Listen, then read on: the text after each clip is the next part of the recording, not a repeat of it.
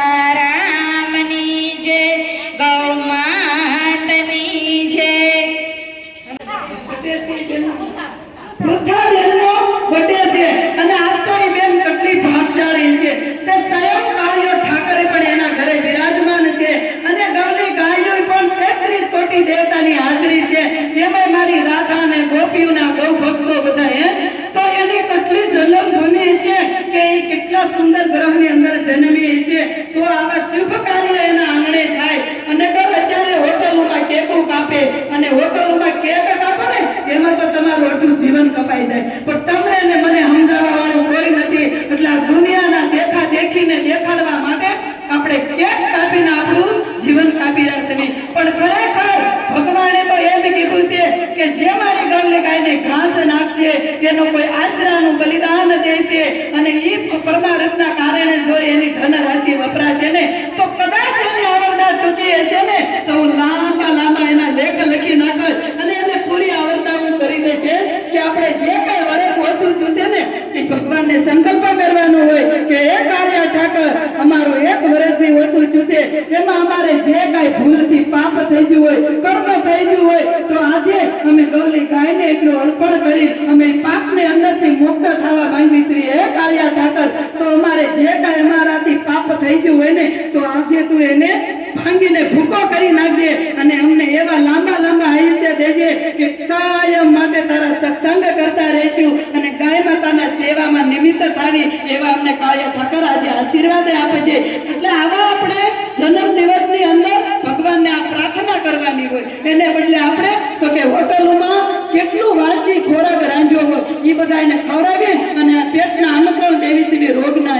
અને એક કેક કાપો એ કેટલા દિવસે એ કેક બની હોય કેટલા કેમિકલ નાખે ને તો એ કેક બને છે અને એ કેક કાપો છો ને એમાં ભગવાન કે તમારું જીવન કપાય છે. આ તો બધાને ઓલા બેને કાપી હતી એટલે મારે કાપી છે. ઓલાને ઘરે 2 કિલોની લાવ્યા હતા મારે 5 કિલોની લાવી છે. પણ એમ કે તમને મનને શાંતિ મળશે પણ મારા કાળિયા ઠાકરને એમ શાંતિ નહીં મળે. કાળિયા ઠાકરને તો તમે ખાલી એક પૂળો નીર ખવડાવી દેવ ને તો એના હૃદયમાં બેઠો તમને આશીર્વાદ દઈ દે કે જા કે તારા લાંબા લેખ તો આજ હું લખાય. કેમ કે એક મારી ગવલી ગાયને જો આતડી તે ઠારી છે ને તો તારા કર્મની અંદર લેખની અંદર હું મેઘ મારીને તારા લાંબા આયુષ્ય લખી નાખે. અને કાળિયા ઠાકરને આપણે પણ પ્રાર્થના કરવી કે એ દીકરીની કદાચ જો ટૂંકી આવરદા હોય ને તો કાળિયા ઠાકર આજ એના લેખમાં પૂરી આવરદા કરી નાખે અને કદાચ માટે તેના આંગણે આવા ધૂન સત્સંગ થાય અને ગાયોના દાન થાય સેવા થાય અને ધર્મના કામમાં એ દીકરી કાયમને આગળ જ જાય અને ભગવાન એને વિચારે પણ એવા આપશે અને ક્યારેય 2 જણાની જોડી પણ એવી સલામત રહે એની મનોકામના પૂરી થાય અને સૌ પરિવારના આશીર્વાદ છે એની માટે કે બધાનું એનું એક સ્વર્ગ જેવું ભગવાન એક ઘર છે ને એ મંદિર બનાવી દે કે માં દીકરીનો પ્રેમ છે ને એ અમર રહી જાય એવું. કેમ કે વહુ છે પણ એ બેને ક્યારે એને વહુ કીધી નથી કે દીકરી કઈને બોલાવે છે અને ઈ જ દીકરીનો આજે બર્થડે છે એની માં એ કુકે હું તો કહું એ હાહુને ધન્યવાદ છે કે દીકરી જો માં દીકરી આ વસ્તુ એવી છે કે વહુ છે એ માને સ્વીકારી લે અને સાસુ છે ને એ દીકરી છે ને વહુ છે ને દીકરી સમાન સ્વીકારી લે ને એટલે દુનિયામાં ક્યાંય દુઃખ જ ઊભું ન રહે. પણ આપણે કરવા વાળા છે દુનિયામાં મોટા ભગવાન હોય ને તો મા બાપ છે અને કોઈ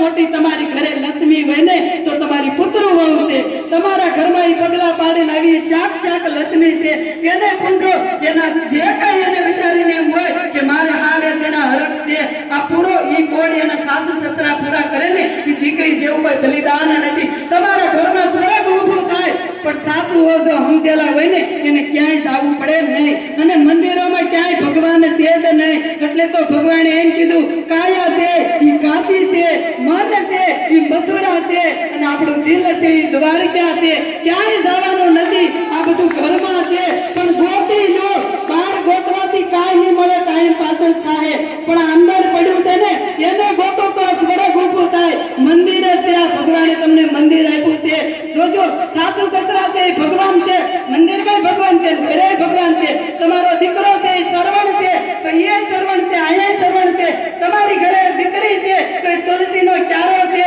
તો તમે ન્યાય તુલસી પૂજો છો અને ઘરે તુલસી છે અને ભગવાન છે સાક્ષાત લક્ષ્મી અવતાર લઈને આવી છે કે તમારું બધું પરિવારને ભરણ પોષણ ઘરનું ધ્યાન રાખતી હોય ને તો એ તમારા ઘરની સ્ત્રી છે અને આ સૃષ્ટિનું સર્જન કરવા વાળી તો કે આ શક્તિઓ છે પુરુષથી કાંઈ ન થાય પુરુષ ખાલી શક્તિ છે અને સ્ત્રી છે એની સહન શક્તિ છે જેમ કે આ દેશનું સૃષ્ટિનું સર્જન થયું હોય ને તો આપણથી જ શું છે એટલે તો ભગવાને એક પાર્વતીજી પ્રગટ થયા હતા એને બ્રહ્મા વિષ્ણુ મહેશને પ્રગટ કરી આ સૃષ્ટિનું સર્જન કરાયું હતું તો વધારે વાત ન કરું થોડુંક કીધું અને તેનું જાજુ માંગજો